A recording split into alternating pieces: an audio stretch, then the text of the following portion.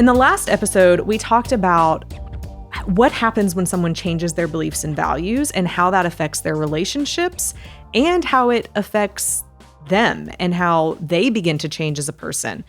And we got pretty deep into that subject last episode, but in this one, I want to go a little bit deeper. That's what we're going to talk about in today's episode of Relationship Radio.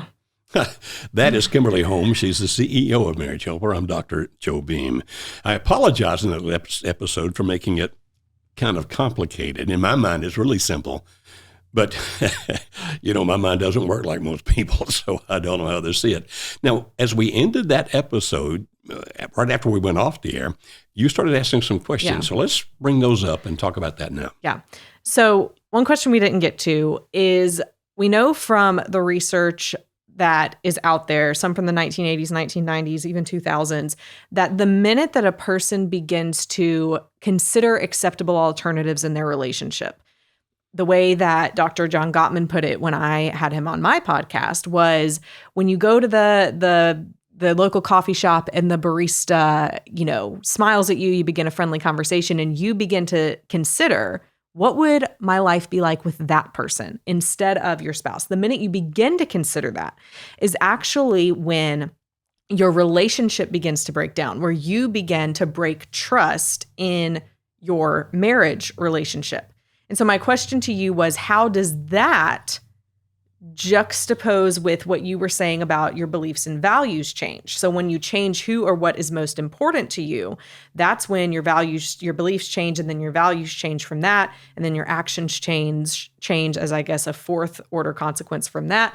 But which happens first? Is it that you begin to see an acceptable alternative and play that desire out in your mind, and that's what begins to change it? Or have you already begun to change your beliefs in such a way that you invite an acceptable alternative into your mindset? Okay, just to remind you of what we said in the last episode, and we certainly encourage you to go back and listen to that again. What I said in that is that whoever or whatever is most important to you has a strong influence over what you believe. And what you believe to be true determines your value system. Now, as we said on that program, value systems include even your appreciation of art, music, all kinds of things. But typically, when we talk about values, we talk about in the sense of your morals, the right and the wrong that you believe you should live by, the rules you believe you should live by, and that other people should live by. And so Kimberly's question then is actually pretty significant. I remember once speaking for a church in a revival way back in the day, when churches invited me to come speak in revivals. And the preacher's wife one night pulls me off into the minister's office as the service is ending. Now, she realizes in just a couple of minutes I'm going to be inundated with people speaking to me because it's the last night. And she pulls me off and she tells me a story. If I recall, it seems like it was a tire shop. Could have been a donut shop. It was someplace. Donut shop makes more sense, even though I can't remember the specifics, in the sense that she began to see this guy every day. So she would go in there, get her coffee or her donut, and apparently he was attracted to her, either physically, intellectually, emotionally, spiritually, and there was some reciprocal attraction on her part toward him. And so the conversations got longer and longer and longer until eventually they led to a full-fledged affair. Mm-hmm. Now your question is her belief system allowing the morality change, the value system change, that happened before changing what was most important to her, or did this change first? Right. Okay. Before I give my answer, what do you think? Oh, I thought you were going to ask me, why does it matter? And I was prepared to say, because it helps you to know where the intervention should be first. Okay. If you were going to do a preventative intervention. But good. What do I think? It's so complex that without a doubt it's complex. We're talking about human beings. Nothing simple about people. Because on one hand, you could say that there was likely some kind of chink in the belief that allowed for that to play out in her mind as an acceptable alternative. But then on the other hand, you could say that the fleshly desire overtook, and that's what changed her belief to make her or to allow her to not feel guilty about what she was doing. And so when I say fleshly desire, for people they might not understand that, she she liked the way that this guy made her feel. He was asking about her day, things like that. And so maybe because there were things that were not going well at home, or maybe things at home were fine, but people typically like attention. Like they just do. And so it can be hard to ward that off. And then you just begin to change your belief from there. Okay. So something we didn't talk about last time that really is pretty important. No one ever lives consistently perfectly with their value system. Mm-hmm. Nobody. All of us have done things we consider to be wrong. Mm-hmm. And sometimes ask ourselves, why in the heck did I do that? Yeah. And most of the things that we do that are in contradiction, I believe, to our value system are things that we consider to be relatively minor, like a little white lie, or driving faster than the speed limit, or you gave me too much change and I didn't tell you. Most of the things are things we tend to consider as minor. But just like morality is not perfect, the value system is never perfectly applied. The belief system always has flaws. Because when you start questioning somebody about what they believe, you used to do this to me when you were small. Why? The day you learn that word, my world changed. For the better, and you love it. Why? Because you would keep asking that question until finally, like, okay, I know I believe this to be true. I believe that to be true. I believe that to be true. But when you kept digging into it by asking me why this, why that, sometimes I'd realize there's a gap there. Mm-hmm. I really don't know how that ties to that. Mm-hmm. I know in my mind it does, which leads then to my value system. I know it does. But everybody's belief system to some degree is flawed. Mm-hmm. It's not perfectly logical. Mm-hmm. All right. That's when we talk about the fact that whatever is important to you has a strong influence over what you believe, because beliefs are not totally logical. Mm-hmm. Now, hopefully they got a lot of logic in it, but not totally logical. And so if I'm walking into the donut shop and here's the gal who's behind the counter there, and I find her physically attractive to some degree, and reciprocally she sees me the same way. I realize we're talking about fantasy here. And then intellectually attractive and spiritually, et cetera, those kinds of things. Then my belief system would say, don't get involved with her. But that belief system has some flaws in it. And as long as I'm considering it, at least at the outset, to be minor. Okay. Now, I'm not necessarily doing logical assessment of this. Mm-hmm. It's just that it's not inducing a great deal of guilt in me. Yeah. Okay. And so I flirt back with her. And so the next day she flirts more. Okay, that kind of thing. Now, what's happened over here is she's actually rising. Okay, she's becoming more important to me. Mm-hmm, mm-hmm, all right. Mm-hmm. And you say, but your belief system won't allow that. Remember, we talk about a thing called compartmentalized thinking. Compartmentalized thinking is when you don't let two contradictory ideas happen in your head at the same time. And so if I'm still going to the donut shop and I'm talking to her every day and it's getting longer and more involved and she's becoming higher on my list of people that have a strong influence on me, then my belief system will begin to waver a little bit already, but I still don't think I'm in violation of it because I am not sleeping with her. Mm-hmm. Okay, we're not running away to Las Vegas. Mm-hmm. And so I don't feel much guilt. Now, at some point, if that conversation gets to the point of things that I know I shouldn't be talking about, then I'm going to start feeling some guilt.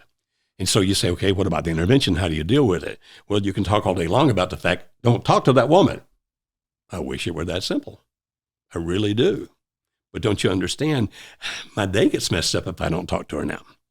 Okay, your belief system should be that the marriage bed should be undefiled, that you marry a person for life, whatever it might be, whatever your belief system is saying. Well, I'm going to stick to that. I'm just kind of enjoying this person, and they keep rising. Okay, and so now you violate your value system a little bit more. Okay, I know that my wife wouldn't understand, but why don't we meet over there at that park in the middle of the day and have a conversation? And so it's not enough to make you feel totally guilty. Mm-hmm. And so that's modifying, it's changing, but it's actually in direct proportion to how much this person becomes important to you. Mm. Okay, so the more important she becomes, or he, or the thing I'm doing, which could be my lifestyle, the more important that lifestyle becomes. So let's say that I'm making it as a country music star now. Mm-hmm. And so that's becoming more and more important. So remember, it's whoever or whatever's most important to you, change your belief system or affects your belief system. Belief system turns the value system. So maybe now my belief system is I should be spending time with my bride. Mm-hmm. My value system is that I don't need to be talking to other people. I don't need to be drinking while I'm on the road, blah, blah, blah. The more important this becomes, the more the values begin to change because the beliefs are changing based on the gaps. That's why the values are changing. It's the gaps in my belief system that are changing to the change in morality. And so when this finally becomes important enough to me, I've got to make a decision. Do I abandon my belief and value system for this person? Or do I not? And that's when we talk about a thing called cognitive dissonance, which means that in your head, you're mixed up, you're messed up. The person's not so important at this point that you're going to abandon everything for him or her, or that lifestyle's not so important right now that you abandon everything so you can have it. But it's important enough that you're questioning if my belief system is right, questioning if my value system is right. And if you make a decision not to make a decision, let's just see what happens. This thing becomes more and more important in all likelihood, which really does change your belief and value system. Or you might make a decision. Okay, I'm changing my beliefs and value system now. This is what's going to make me happy. That's what I want to do. I just want to be happy. Things begin to change pretty fast. Or what if you make the decision, no, I've got to stay with my beliefs and values that I've had before because this is important to me as part of my identity. Then that means in some way you've got to move this person or thing down the line. And that can be extremely difficult to do. I know a pilot, for example, working for one of the major airlines, who, when he was off in other cities, would watch a lot of pornography. Mm-hmm. And he finally decided that because that's messing with my beliefs and my values and messing with my marriage, et cetera, and I can't be away from home. So he actually gave up his position as a pilot. He actually resigned and got a job doing something local. And so those decisions can be very hard to do. And typically, the decision to go after that thing or person is easier to make on the emotions than the decision that you've got to move that thing or person down. That's actually more difficult to do emotionally because they've been benefiting your emotions as they went up the line. You're feeling things you like feeling as they go up the line. And therefore, to make that decision means I'm going to stop feeling those things, or at least stop my opportunity to feel those things by not having as much to do with that profession or that lifestyle or that person.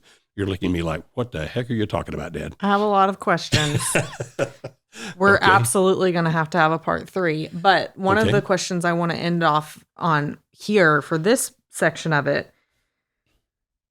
So in my research that I've been doing for my dissertation, I'm reading a lot about self-esteem and self-worth. Mm-hmm.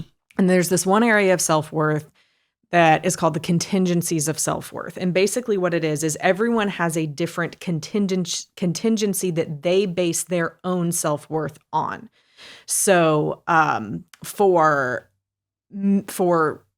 So some of the common ones, I'll just say it this way. Some of the common ones are, and especially because this was done in college students, but academic achievement is one of them for college students, God's love, physical appearance, different things like that. But everyone's is going to be a bit different. And so they've done different types of studies to assess which ones are most important. And then they do some kind of interventions and see how they change on this, that, or the other.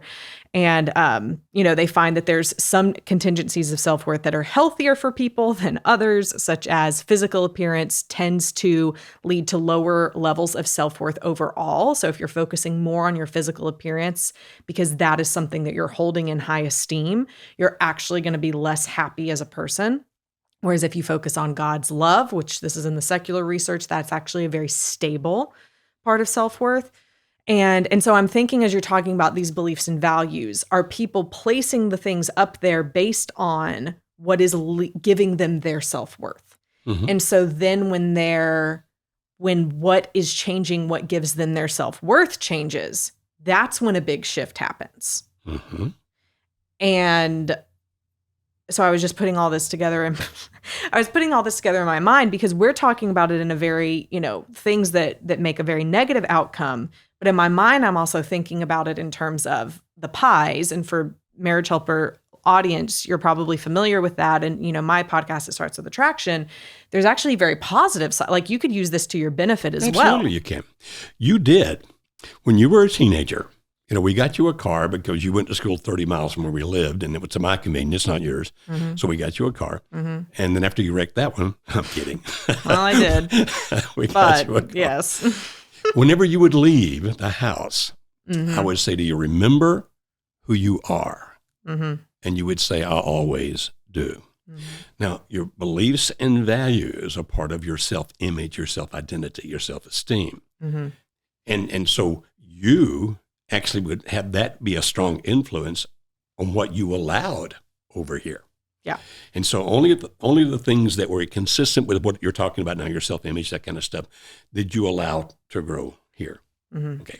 So yeah, it can be very positive. Without a doubt, it can be very positive there, in the sense that I am going to make sure that whoever or whatever is of greatest influence to me fits the self-image I have, the beliefs and value system that I want to have. And so if you wanted to get biblical about it, that's why Paul says evil companionship corrupts good morals.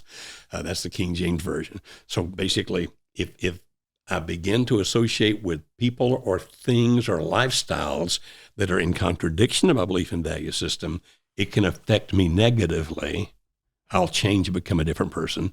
But the same is true on the other hand, that if you start hanging out with somebody who is really generous and kind and loving, Mm-hmm. and that person, or a lifestyle where that you go out and you feed the homeless and you get satisfaction from that lifestyle or that person can actually make your beliefs and values even stronger in good ways. So you're absolutely on track there. Mm-hmm. And I watched that with you when you were a teenager.